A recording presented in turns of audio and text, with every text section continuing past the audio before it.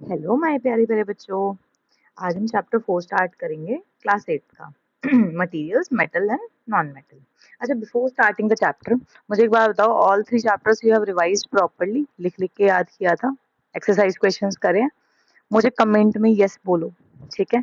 नहीं करे हैं तो अभी जाके उनको चैप्टर्स को कंप्लीट करो, है ना? आफ्टर हॉलीडेज एग्जाम्स आएंगे and then you will feel exhausted at that time, है ना? तो छोटा छोटा काम है, छोटा छोटा काम अपना एग्जाम्स से पहले हॉलीडेज में ही अभी फ्री माइंड है कंप्लीट कर लो, ठीक है? Let's start our new chapter today. You are familiar with a number of material like iron, aluminium, copper, etc. Some materials have been given below. Iron, coal, sulfur, aluminium, copper. These all are what? These are metal or non-metal, है ना?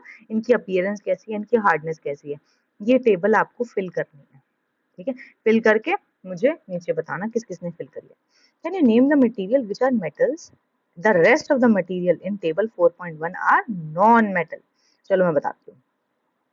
तो हमारे पास iron is metal and aluminium is metal and copper is metal. Rest coal and sulfur are non-metals. ठीक है? Okay. Metal can be distinguished from non-metal on the basis of their physical and chemical properties. हाँ बिल्कुल, physical touch करने वाली property, sonorous होते हैं, आवाज करते हैं, है ना? हार्ड होते हैं, सॉफ्ट नहीं होते हैं। Exceptions are always there. For example sodium is a metal but still it is very soft. It can be cut with knife. Okay, हम सारी चीजें पढ़ेंगे। Recall that luster and hardness are the physical properties. Luster होता है, hard होता है, ये क्या किसकी प्रॉपर्टी है? मेटल्स की। चलो physical properties. Let's study about physical properties. Have you ever seen a blacksmith beating an iron piece or an article made up of iron like spade, shovel, an axe? Do you find the change in the shape of these articles on beating? क्या होता है? Would you expect a similar change if we try to beat a piece of coal? वो तो टूट जाएगा ना, है ना? पर अगर हम सिर्फ बीट कर रहे हैं एक मेटल के पीस को, तो क्या वो टूटेगा? I don't think so. चलो एक एक्टिविटी देखते हैं। Take a small iron, a coal piece, a thick aluminium wire, and a pencil lead. Beat the iron nail with a hammer, but take care that you don't hurt yourself, है ना? Try to hit hard. The aluminium wire also. Then repeat the same kind of treatment on coal piece and pencil lead.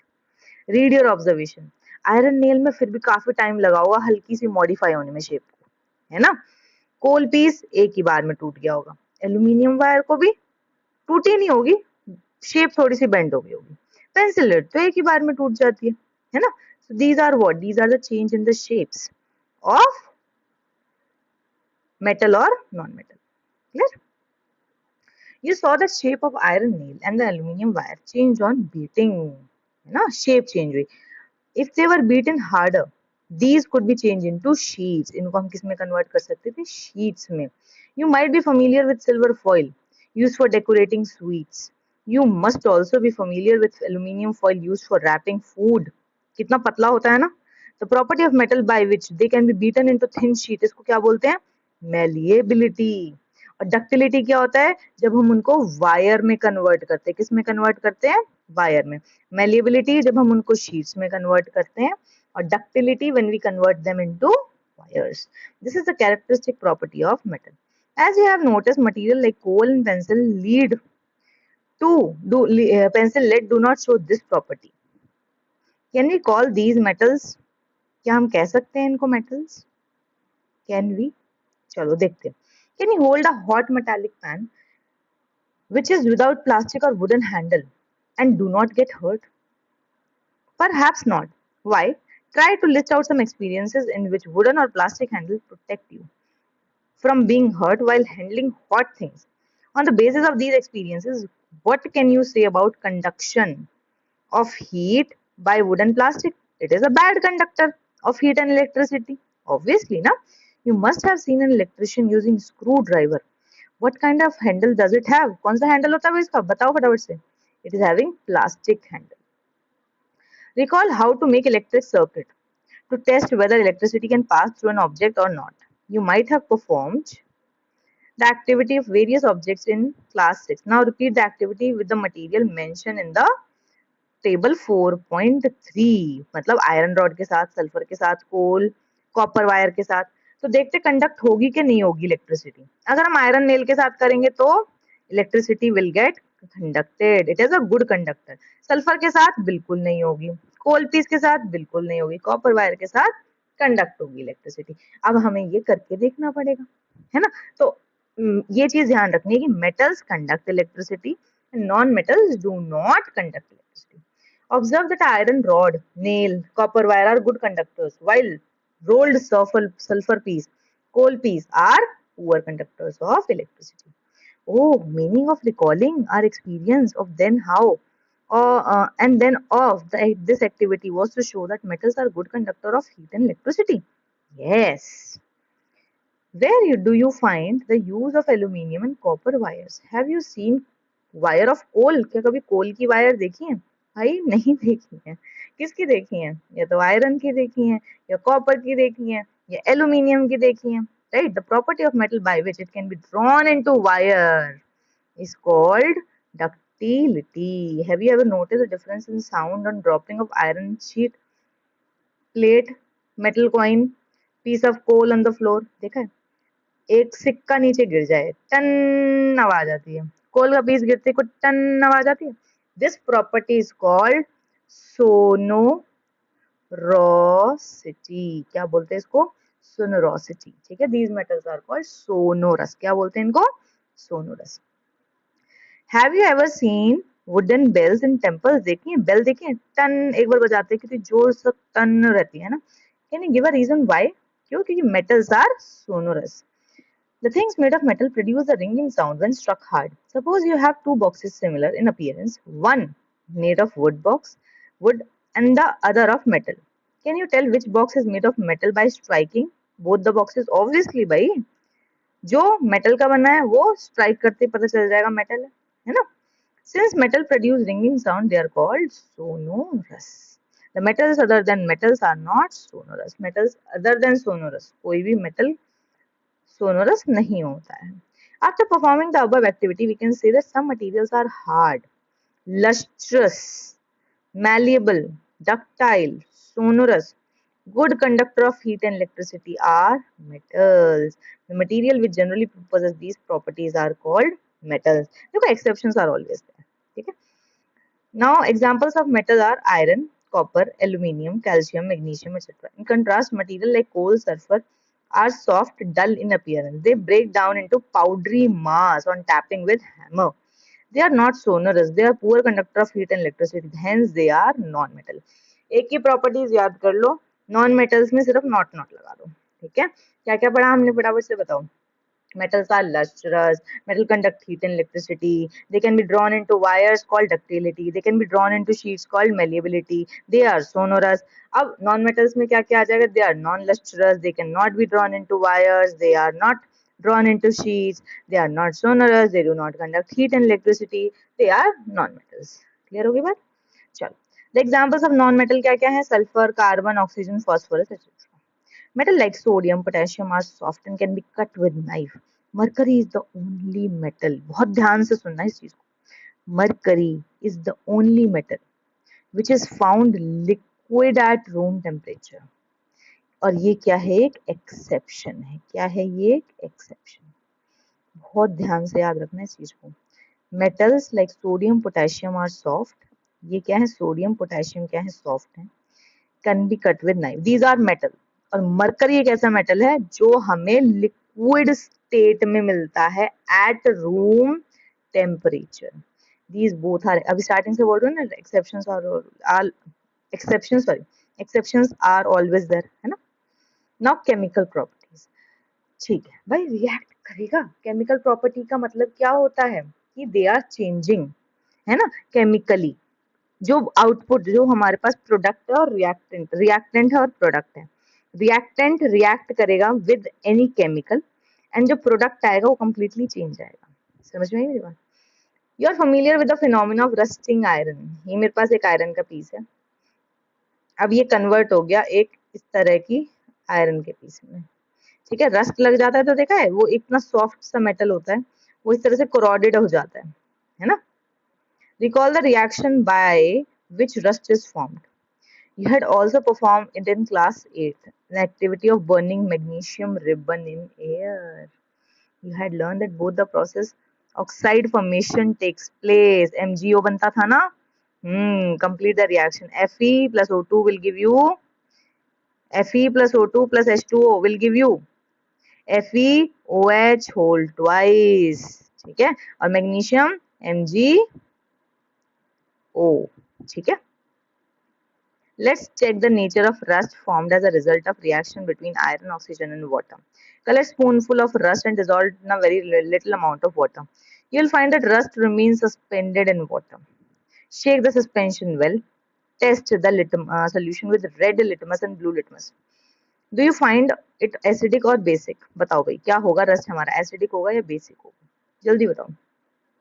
Does copper also get rusted? I have seen greenish deposit on the surface of copper vessel. क्या copper भी rust होता है?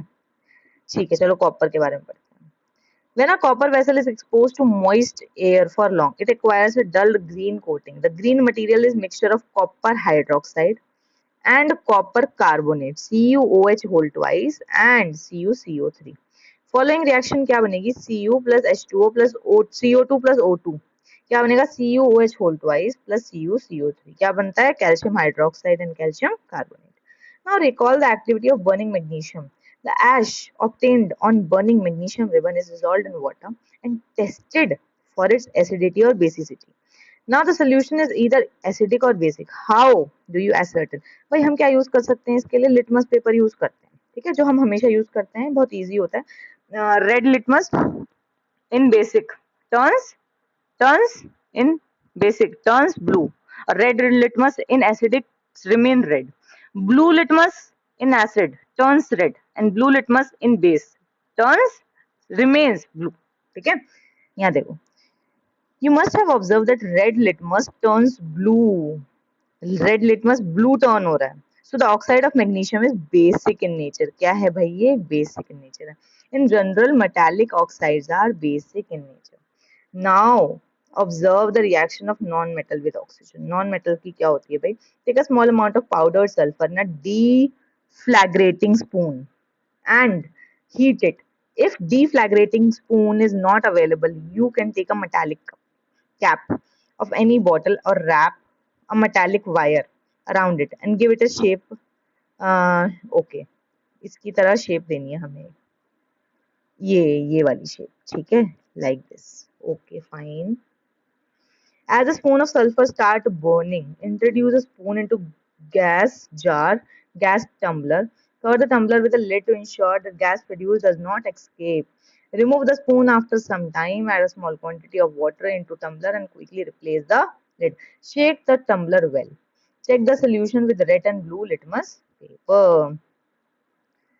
ठीक है. Name the product formed when the reaction of sulfur and oxygen is. So क्या बनेगा? Sulfur S plus O2. S plus O2 will give you SO2. ठीक है, sulfur dioxide. When sulfur dioxide is dissolved in water, sulfurous acid is formed. Sulfurous acid is formed. क्या बनेगा? Sulfurous acid. That is H2SO3. SO2 sulfur dioxide plus water will give you sulfurous acid. देखो भाई यहाँ पे भी लिखा हुआ है. Sulfurous acid turns blue, litmus red. क्या है ये? Acid है.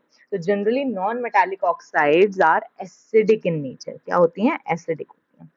Recall the name of some laboratory acids and bases you have read in class 8.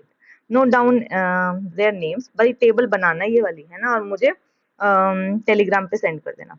Identify the metal और non metal present in them which forms oxides with oxygen. Now reaction with water. देखते हैं भाई metal या non metal water के साथ कैसे react करते हैं. Let us see how metal and non-metal react with water. Sodium metal is very reactive, बहुत reactive होता है. It react vigorously with oxygen. आग भी लग जाती है, हमने काम करा हुआ है laboratories में सोडियम के साथ. तो जैसे ही हम सोडियम को बाहर रखते हैं, it will turn into like fire, catch कर लेता है ये तो. And water, है ना, पानी में डालो तो एकदम से आग लग जाती है. Lot of heat is generated in the reaction. It is therefore stored in kerosene. किस में रखते हैं हम इसको? Kerosene में रखते हैं. ठीक है. ठीक है, 4.5 एक्टिविटी देख लेते हैं। To be demonstrated by the teacher during demonstration special care should be taken that size of sodium metal piece is रफली साइज ऑफ व्हीट ग्रेन। छोटा सा पीस लें। It should be held with pair of tongs, tongs के साथ रखना है। Take a 250 ml beaker glass tumbler filled with fill half of it with water. Now carefully cut a small piece of sodium metal, dry it using filter paper and wrap it around the cotton में रखना है। Put sodium piece wrapped cotton into the beaker. Observe carefully during observation. Keep away the beaker. ठीक है, अब beaker से थोड़ा दूर हो जाना है। When reaction stop, touch the beaker. Do you feel? Has the beaker become hot? Test the solution with red or blue litmus paper. Is the solution acidic or basic? अभी क्या बताया था मैंने तुम्हें? Metal react with metal oxides are अब ये क्या बनेगा? मेटल हाइड्रोक्साइड बनेगा। क्या बनेगा? मेटल हाइड्रोक्साइड बनेगा। तो मेटल हाइड्रोक्साइड्स क्या होते हैं? बताओ फटाफट से। Metal hydroxide. You observe that sodium reacts vigorously with water. Some other do not. For example, iron reacts with water बहुत slowly, है ना? Very slowly. Generally, non-metal do not react with water, though they may be very reactive in air. Water के साथ तो reactive नहीं होते पर air के साथ रिएक्टिव होते हैं। Such non metals are stored in water. For example phosphorus is very reactive non-metal. It catches fire if exposed to air. To prevent phosphorus, it is stored in water. अब मुझे ये बताओ कि ये जो हमारे पास मेटल हाइड्रोक्साइड फॉर्म हुआ था, मैं दोबारा इसी एक्टिविटी पे आती हूँ। ठीक है, सोडियम विद वाटर, तो ये हमारे पास एसिड होगा या बेस होगा? ये रेड लिटमस के साथ हमें टेस्ट करना पड़ेगा। ठीक है, और मेटल हाइड्रो ऑक्साइड, हाइड्रोक्साइड्स क्या होते हैं? बेस होते हैं। बेस क्या होते हैं? हाइड्रोक्साइड क्या होते हैं? बेस होते हैं। तो ये क्या बनेगा? NaOH whole twice. ठीक है, तो NaOH होल ट्वाइस क्या है? NaOH होल ट्वाइस है बेस, तो it is basic in nature. ठीक है, इस चीज का बहुत ध्यान रखना। ठीक है, okay.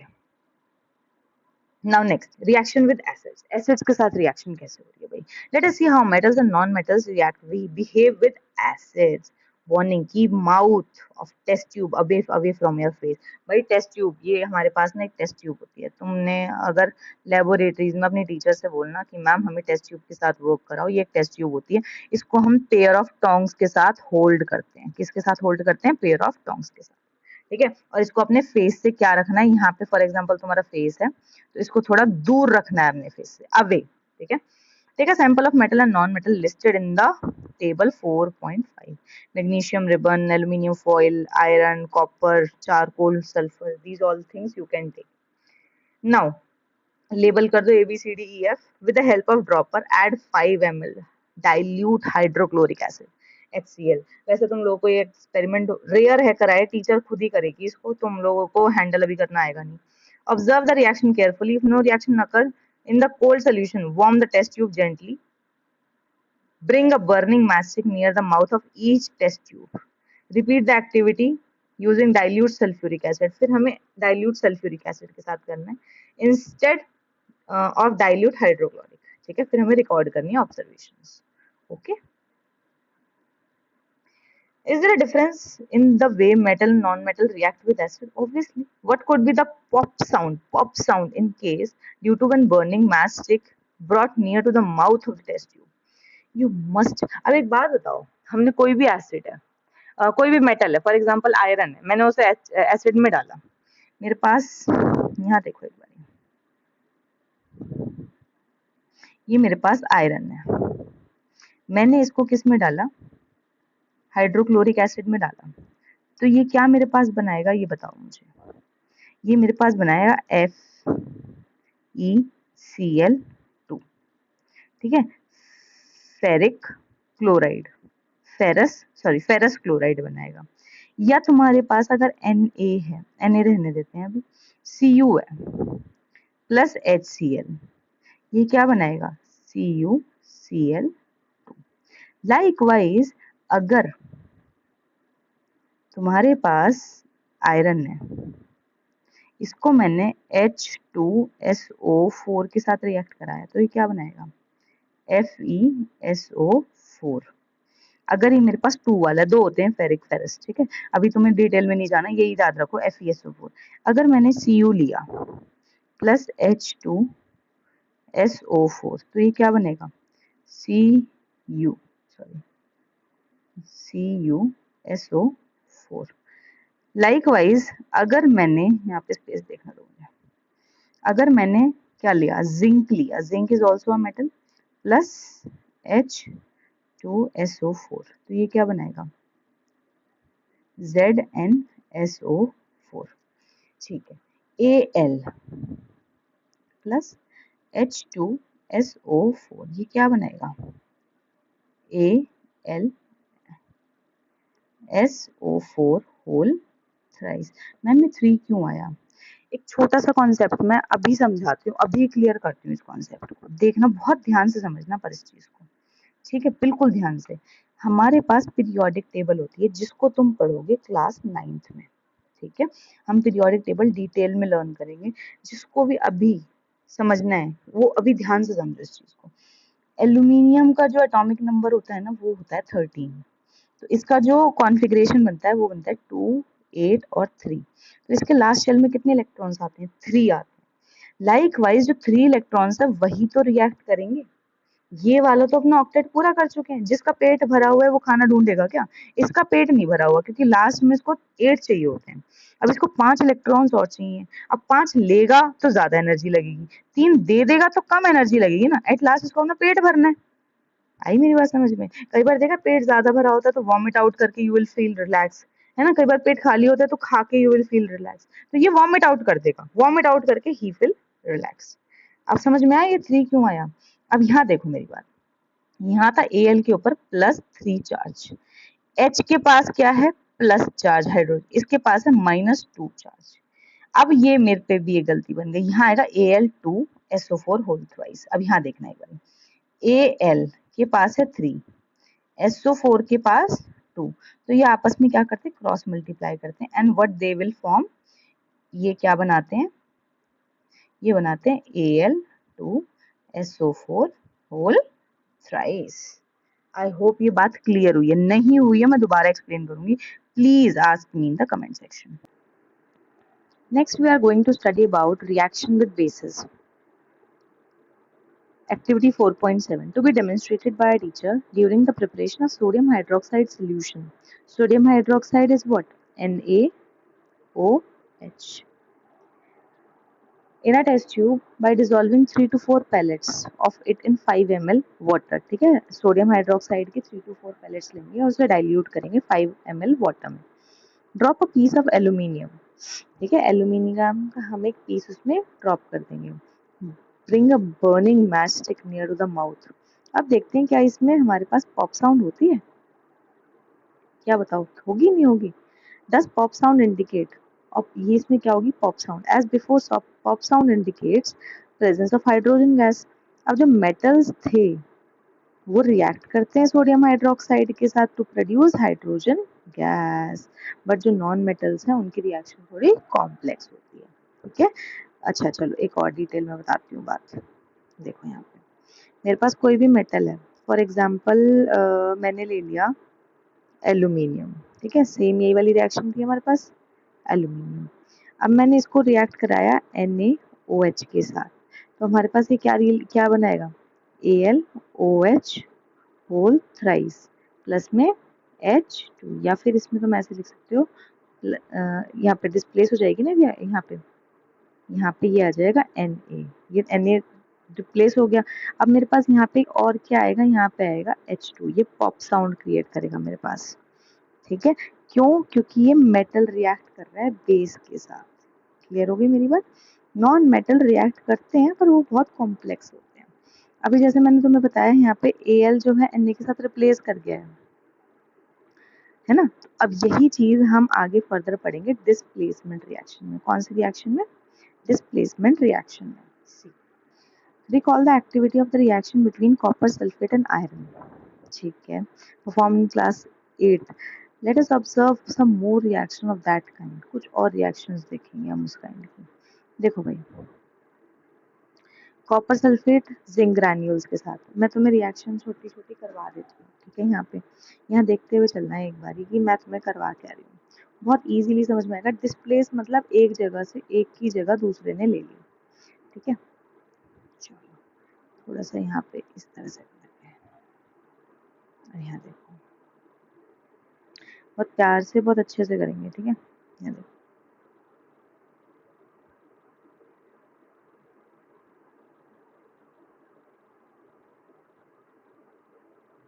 Zn plus Al2SO4 whole thrice. चलो पहले काम करते हैं, सिंपल सिंपल लेते हैं, ठीक है। कॉपर है,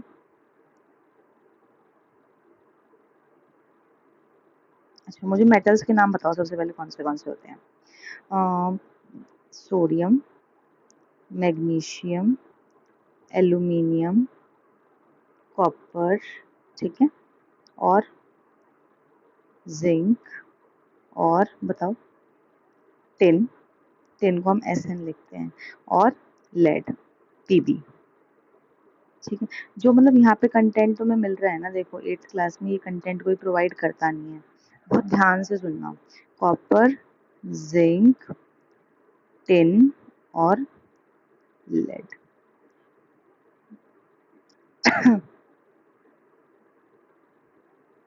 अभी इस तक लेते हैं, लेड इज Pb।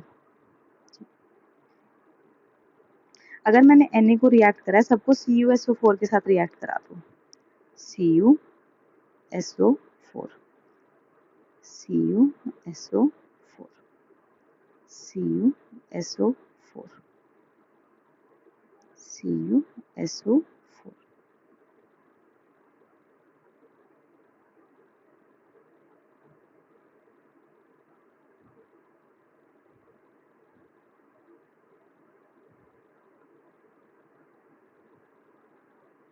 देखो भाई, जितनी मेहनत तुम्हारे साथ की जा रही है ना, प्लीज़ उसका थोड़ा सा रिजल्ट एक लाइक और एक शेयर और एक सब्सक्राइब करके कर देना, ठीक है। बहुत मेहनत लगती है इन वीडियोस में, आसानी से नहीं बनती है।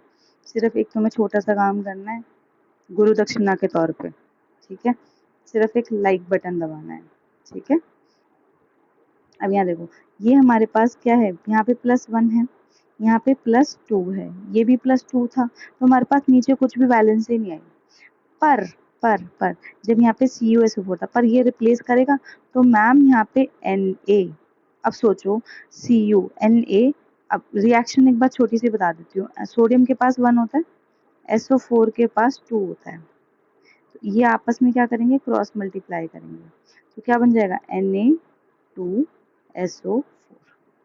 आई होप ये क्लियर है, जिसको क्लियर ना हो ना वो दोबारा पूछ लेना, ठीक है।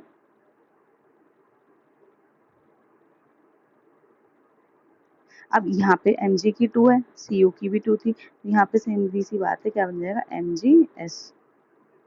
अरे ये मार्कर क्यों दिक्कत दे रहा है, MgSO4।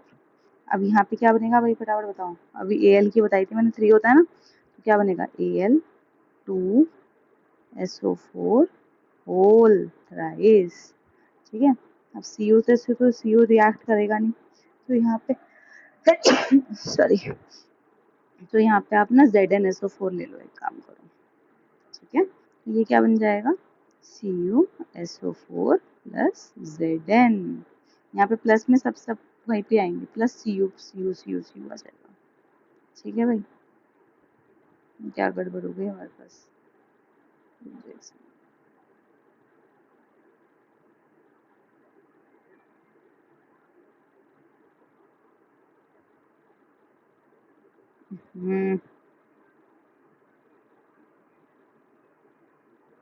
आ गए,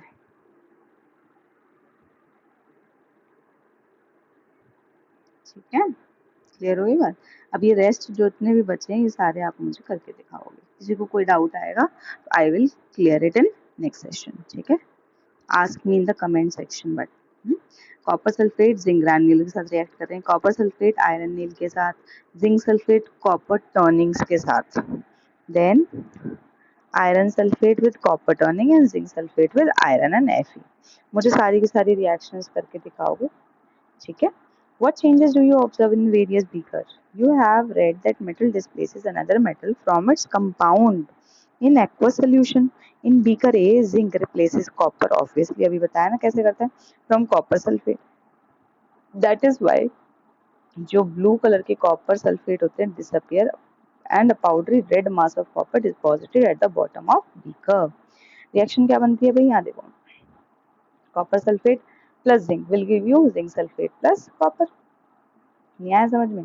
कॉपर सल्फेट Cu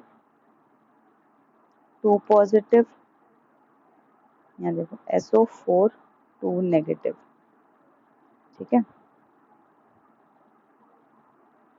अच्छा, अब अगर मेरे को जिंक के साथ रिएक्ट कराना है इसको, तो जिंक क्या है 2 पॉजिटिव। अब ये 2 पॉजिटिव वाला 2 पॉजिटिव के साथ क्या कर जाएगा, डिस्प्लेस कर जाएगा, तो क्या बनेगा ZnSO4 और क्या निकल जाएगा प्लस में Cu। क्लियर हो गई बात? Can you write down the reaction taking place in a beaker be in similar manner? लिख सकते हो क्या? लिख के दिखाओ चलो। I have understood that reaction A and reactions taking place in beaker A and beaker B, but I am still confused. Why there is no change in beaker C, D and E? भाई C, D और E में क्यों change नहीं आया? यहाँ बताओ। C, D and E, सोचो सोचो क्यों नहीं आया, सोचो। Since we do not see any change in beaker C, we can infer that copper not able to replace zinc from zinc sulfate. But why? When zinc can replace copper in, भाई reactivity series भी कुछ चीज है, ठीक है। But हाँ, remember that science is not arbitrary, it follows definite rules based on facts. And the rule here is that zinc is more reactive than copper and iron. A more reactive metal can replace a less reactive metal, but a less reactive metal cannot replace a more reactive metal. Now you can understand why there is no displacement reaction between D and E. Can you guess sequence of metals among zinc, iron and copper? बताओ सबसे ज़्यादा reactive कौन सा है? सबसे ज़्यादा reactive है copper.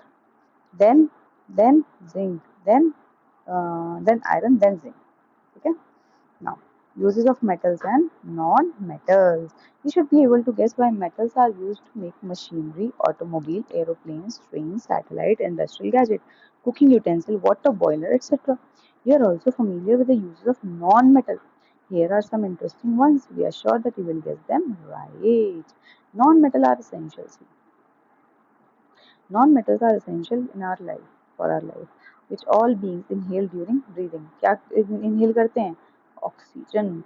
Non-metal used in fertilizer NPK. Non-metal used in water purifier क्या use होता है? Chlorine. Non-metal used in purple colored solution which is applied क्या है? Iodine. ठीक है? Non-metal used in crackers, ये वाला तुम लोग देख के बताओ मुझे। इसका मुझे आइडिया थोड़ा कम है, ये मुझे देखना पड़ेगा। You may add some more uses of metal and non-metal from your experiences. I heard that magnesium is found in plants. In what form it is found? किस form में मिलता है हमें magnesium? Magnesium is a micronutrient which is found in soil. ठीक है, soil से ये plant के अंदर जाता है. Doctor reported iron deficiency in my body. Where is iron in my blood? भाई कहाँ होता है iron? किस में होता है? Blood में होता है. ब्लड में क्या होता है हमारे पास? हीमोग्लोबिन होता है ना। बोलते हैं ना एचपी कम है, एचपी के साथ जो 4 यूनिट जुड़ी होती हैं वो किसकी होती है? वो आयरन की होती है, ठीक है। In class 7 you have learned that a chemical reaction when new substances are formed, these substances are different from those which underwent the reaction. Now if a substance could not broken down further by chemical reaction by cooling, heating or electrolysis, it is called an element. क्या बोलते हैं इसको? Element. Sulfur is an element. So is iron. Carbon too is an element. The smallest unit of element is atom. A sample of an element contains only one kind of atom. The the atom of an element remains unaffected by physical change in the element. For example, an atom of liquid sulfur would be exactly same as the atom of solid or vaporized sulfur. Although we have an infinite variety of substances in the universe, the number of elements forming these substances is very limited. There are no more than 94 naturally occurring elements. An important classification of elements in terms of metals and non-metals. Most of the elements are metals. The remaining are either metals or metalloids. Metalloids possess characteristics of both metal and non-metal. I hope now this chapter is clear to all. कोई भी doubt है बच्चा तो please ask me in the comment section. Exercise questions, let's perform. हाँ जी, which of the following can be beaten into sheets. क्या है? Metal. Metal can be, अच्छा, बीटन इनटू शीट्स वो उसको क्या बोलते हैं? डक्टिलिटी. ठीक है. और malleability into, sorry, into sheets is malleability and ductility into wires. ठीक है. Zinc is the correct answer. All metals are ductile. All non-metals are ductile. Generally metals are ductile. Some non-metals are ductile. Generally metals are ductile. All, some exceptions are there. ठीक है. Fill in the blanks. Phosphorus is very reactive non-metal. Metals are good conductor of heat and electricity. Iron is more reactive. Iron is less reactive than copper. Metals react with acid to produce hydrogen gas. But 2 minutes. Just 2 minutes. यहाँ बैठ जाओ, sit down. अच्छा, now true and false. Generally non-metals react with acid. No. Sodium is very reactive metal. True. Copper displaces zinc and from zinc sulfate solution. बिल्कुल कर लेता है. True. Coal can be drawn into wires. No, false. Coal is a non-metal. ठीक है. Now some properties listed. Okay. Appearance, lustrous, non-lustrous. Hardness, very hard, not very hard. Malleability, can be malleable. Yes. Non-malleable. Ductility, it is there in metals, not in non-metals. Heat conduction, in metals, not in non-metals. Conductor of electricity, metals are good conductor of electricity. ठीक है, समझ में आ गई बात. ठीक. Aluminium foils are used to wrap food items. क्यों? क्योंकि aluminium का जो फॉइल होता है can be drawn, can be beaten into sheets by the process of malleability, and this process is called malleability. Immersion rods for heating liquids are made up of metallic substances because they are good conductor of heat and electricity. Copper cannot displace zinc from its salt solution because it's less reactive than